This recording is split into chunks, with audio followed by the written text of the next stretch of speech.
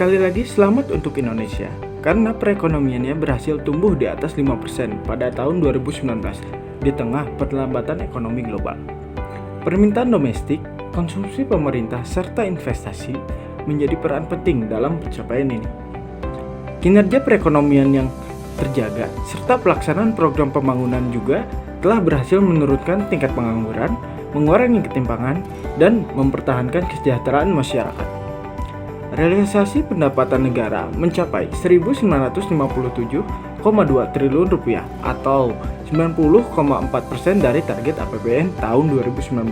Selain itu, meskipun Indonesia diterpa oleh isu deindustrialisasi, namun faktanya ekspor komoditas telah mengalami pergeseran ke produk manufaktur. Artinya, industri di negara ini sedang tumbuh. Menteri Perdagangan Enggar Tiasto juga meyakini data perdagangan yang dipegangnya bahwa pertumbuhan ekonomi negara ini menunjukkan angka yang stabil dan ekspansif. Pernyataan Menteri Perekonomian Darmin Nasution. 5 sektor utama yang dipilih sebagai sektor fokus Making Indonesia 4.0 mencakup otomotif, tekstil dan busana, makanan dan minuman, kimia, serta elektronik.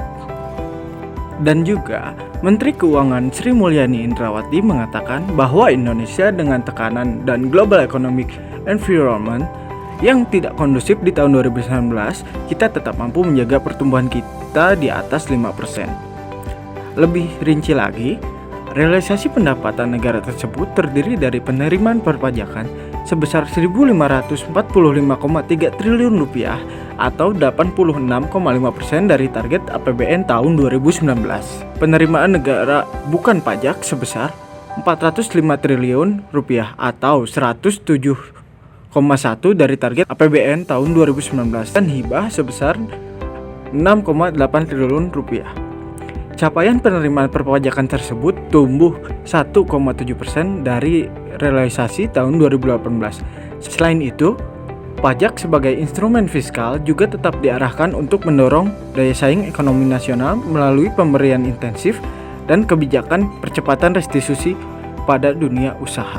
Lanjut nih guys, tadinya kan sudah dibahas tuh bahwa di tahun 2019 pemerintah sedang gencarnya merencanakan skenario perekonomian yang sangat epik. Namun apa dikata tahun 2020 sepertinya bukan tahun kita. So, mari kita lanjut. Seperti apa sih kondisi tahun 2020 ini? Aku bakal jelasin nih guys.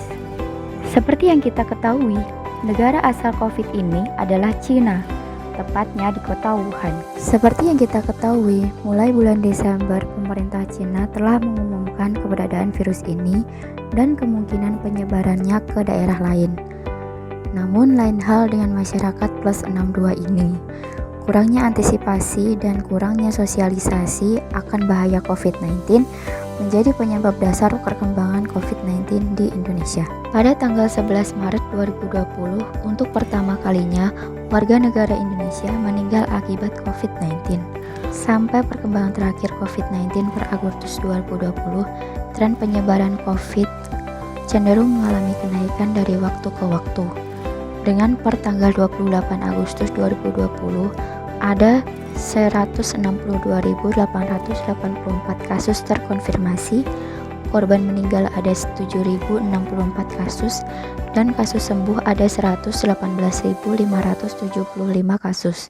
Wabah COVID-19 yang dinyatakan oleh WHO berdampak negatif pada sektor perekonomian di seluruh dunia.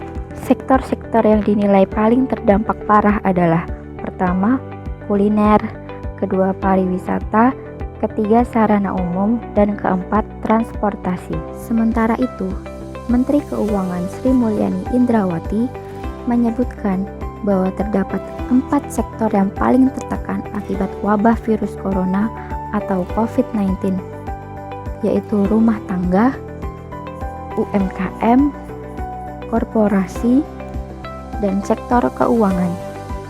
Pertumbuhan ekonomi pun diprediksi akan mengalami kontraksi. Sehingga, secara teori, menurunnya pertumbuhan ekonomi di sektor tersebut mempunyai korelasi dengan penurunan penerimaan negara di sektor perpajakan. Atau dengan penjelasan yang disederhanakan, Dengan adanya COVID-19 ini mengakibatkan turunnya penerimaan dari pajak penghasilan dan menurunnya pajak pertambahan nilai. Akibat corona menyerang, semua berubah. Akankah masih ada harapan untuk kita? Daripada menunggu kepastian yang tak ujung jelas seperti digantung doi, kapankah wabah ini berakhir dan vaksin dapat didistribusikan? Lebih baik kita move on dan tetap beraktivitas dalam kehati-hatian. Seperti ditinggal pas lagi sayang-sayangnya. Sakit memang menerima kenyataan bahwa mau tidak mau, pemerintah harus meringankan dampak pandemi dengan cara menurunkan sejumlah tarif pajak atau disebut juga relaksasi, dan akibatnya penerimaan negara terpangkas. Upaya perpajakan dalam mendorong pertumbuhan ekonomi nasional diantaranya memberikan insentif yang tepat sasaran serta mengurangi beban kegiatan usaha. Ada juga potongan pajak lain seperti potongan angsuran pajak PPh 25 sebanyak 50%, pajak 21 karyawan yang gratis, angsuran PPh pasal 25 diskon 30%, pajak UMKM, libur sampai akhir tahun, pembebasan PPh pasal 22 impor, dan pengembalian pendahuluan PPN. Pemotongan penerimaan pajak bukan semata-mata upaya terjun bebas dari pemerintahan untuk meningkatkan pertumbuhan ekonomi. Seperti yang telah dipaparkan sebelumnya, tujuan kedua dari reformasi perpajakan adalah meningkatkan penerimaan negara. Salah satu upaya pemerintah dalam memperbaiki penerimaan negara yaitu menambah objek dan subjek pajak baru. Yap, bagi kalian yang gemar maraton film Semalam Suntuk, kini akan dikenakan PPN atas produk digital dari luar negeri sebesar 10%. Selain itu, pemerintah juga akan menambahkan kantong plastik dan minuman manis berkemasan ke dalam barang surna cukai. Perubahan fungsi KPP Pratama pun dirubah agar mendapatkan basis pajak yang lebih luas. Berbagai layanan berbasis IT telah dikembangkan demi kenyamanan, keamanan, dan efisiensi wajib pajak dalam menjalankan kewajibannya. Menteri Keuangan kita, Ibu Sri Mulyani, memprediksi penerimaan tahun ini akan mencapai 1.254,1 triliun. Memanglah jauh dari target, yaitu 1.642,6 triliun. Demi kesejahteraan bangsa, kita mau tidak mau ikut berkontribusi. Salah satunya dengan patuh akan pajak. Semoga tukang cilok dan tahu bulat di depan rumahmu sampai mall online dan konvensional tempat kamu berbelanja diharapkan bisa beroperasi kembali dan mengakhiri fase LDR dengan kamu.